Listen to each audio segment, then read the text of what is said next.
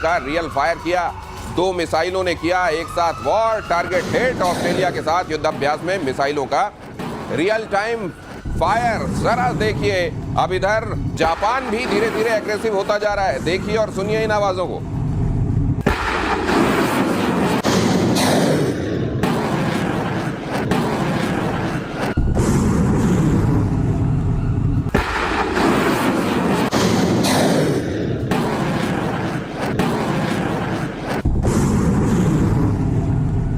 देखिए, ऐसा इसे सैल्वो फायरिंग कहते हैं। हाँ, कि आप एक के बाद आप जो फायर, सैल्वो फायरिंग, एक के बाद दूसरा। इससे क्या होता है, हिट प्रोबेबिलिटी टारगेट की बहुत बढ़ जाती है। अच्छा। नॉर्मली हिट प्रोबेबिलिटी जो होती है वो 80% के आसपास होती है। सैल्वो फायरिंग, अरे वैसे जैसे भरतल बंदूक होती है सर, हाँ। वो झर्रे एक साथ निकलते हैं तो कईयों को लग जाते हैं वैसा ये वाला। 2 जाते हैं, 2 में से बहुत ज्यादा प्रोबेबिलिटी बन जाती है, हिट की सर्टेनिटी आती है। Salvo firing. अब आपने बड़ी अच्छी बात पूछी कि जापान क्या कर रहा है। ये तो बड़ा शांति वाला दूत था, इसने कहा हम मिलिट्री रखेंगे नहीं, वैसे काम चलता था और ये अमेरिका के प्रोटेक्शन में था। लेकिन अगर आपके कान के पास से नॉर्थ कोरिया रोज मिसाइल फेंक रहा है तो आप कुछ करेंगे ना। ये वो वाली बात है।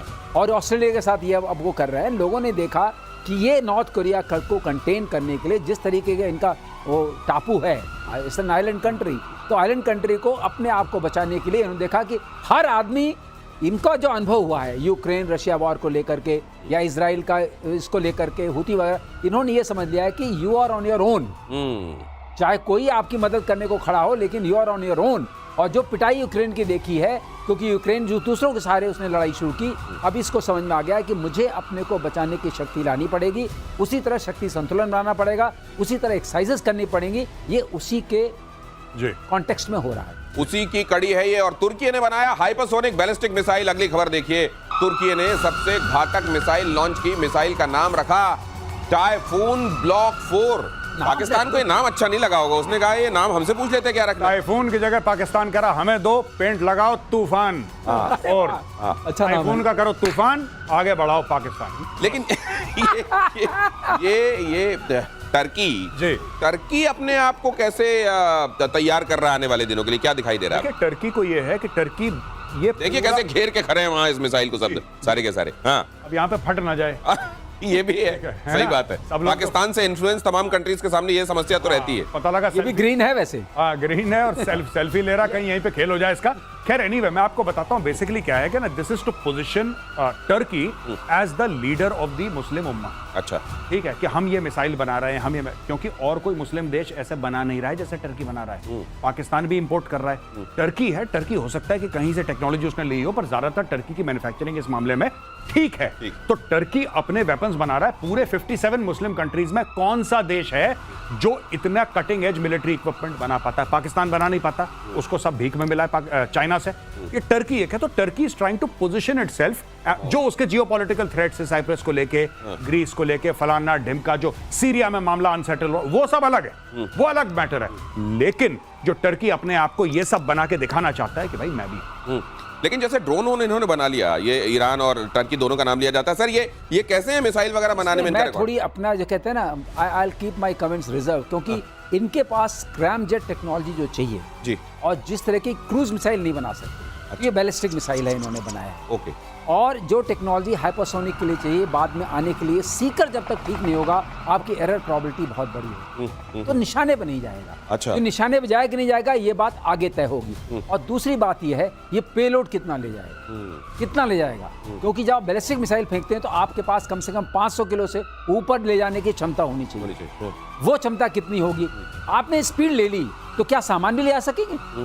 अभी इसके बारे में थोड़ा जानना पड़ेगा, क्योंकि जो टेक्नोलॉजी इनके पास है वो ड्रोन के लिए तो ठीक है, ऐसी मिसाइलें उसके लिए ठीक है, लेकिन इस तरह की बहुत ज़्यादा मारक क्षमता वाली, जैसे आपने अग्नि 5 कल आपके शो में बात हुई थी, बंकर बस्टर वाली, वो क्षमता नहीं है। तो ये दिखाने का ठीक है, ये दिख भी हाथी के दांत टाइप का रहा है, देखिए जैसे हरा पेंट कर दिया हो, दिखाने वाला है, लेकिन खाने वाला कितना है ये तो टाइम तय करेगा। बहरहाल एक नाम टाइफून ब्लॉक 4 टाइप का दे दिया गया और दिखाने के लिए एक बड़ी सी मिसाइल, एक बड़े से ट्रक में कितने चक्के हैं अगर आप गिन लीजिए इनको, इसमें लादकर भेज दी गई है। और यूक्रेन में जेलेंस्की के खिलाफ बगावत, उस वॉर फ्रंट में क्या चल रहा है? विरोध में हजारों लोग सड़कों पर उतरे।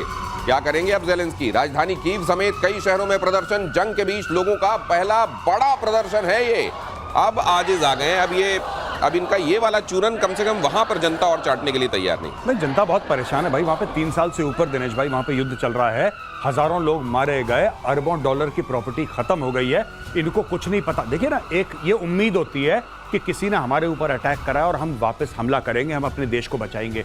वो जज्बा धीरे धीरे धीरे धीरे या फिर बड़ी तेजी से वो खत्म हो रहा है यूक्रेनियंस में। और अब ये पूछ रहे हैं अपनी लीडरशिप से कि भाई साहब ये लड़ाई खत्म कब होगी? ये तो खत्म होने का नाम नहीं ले रही। ट्रम्प से बड़ी उम्मीदें थी 24 घंटे के अंदर। लेकिन वो जो आप कहते हैं अभी चुप रहो अभी लड़ाई चल रही है, वो चलता रहे। वही है। इसने चुनाव सब स्थगित करवा दिए। ये कह रहा है कोई चुनाव नहीं होगा, मैं ही बॉस हूं। और ट्रम्प ने पहले चुटकी बजाई 24 घंटे, अब पता लगा 24 घंटे कहना बंद कर दिया, अब सिर्फ चुटकी बजा रहा हूं। बोला नहीं, दिनेश जी, एक बात इसमें और हो गई है। इन्होंने अभी क्या किया, इनके ऊपर बड़े वो आक्षेप लगे कि करप्शन हो रहा है।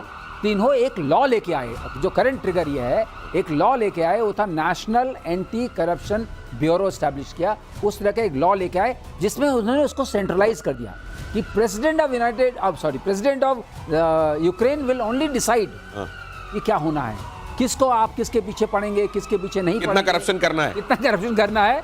उसके चक्कर में लाइव में, कीव में 4 जगहों पे प्रदर्शन हुए हैं। अच्छा। और वहां से कुछ वो भी आए हैं।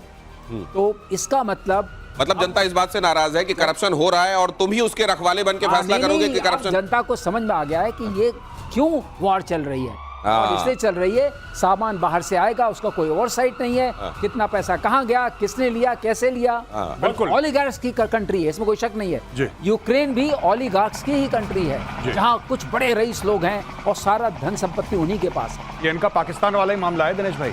जैसे पाकिस्तान टेररिस्ट कंट्री है, लेकिन आपने बोला ना कि यूनाइटेड नेशंस में एंटी टेररिज्म वाले ग्रुप का हेड होगा ये पाकिस्तान। यही है जेलेंस्की को बोल दिया कि तू देखना करप्शन ना हो। सेमर हर्ष का आर्टिकल है। सेमर हर्ष एक सीक्रेट रिपोर्ट कोट करता है CIA की, जिसमें CIA ने बोला है कि आदमी चोर है और इस आदमी का ऑन रिकॉर्ड है। मैं चाहता हूं हमारे दर्शक जाके गूगल में देखें। इसने यानी कि जेलेंस्की ने बोला है कि जो पैसे आए थे ना, उसमें 100 अरब का मुझे नहीं पता कहां गए। आप जाके चेक करिए। 100 अरब का पता नहीं है कहां गए, तो आप समझ लीजिए कि वहां चल क्या रहा है। और जब ये इस तरीके की उथल पुथल जंग वाली स्थितियां रहती है ना, तो लोगों का भ्रष्टाचार की तरफ ध्यान कम जाता है। इसी तरह ये वॉर और एनार्की वाली स्थितियां बनी रहे तो ही जेलेंस्की और उनकी कुर्सी सुरक्षित है। आज प्रतिशोध में हिस्सा लेने के लिए आप सभी का बहुत धन्यवाद। हमारे दर्शकों का आभार।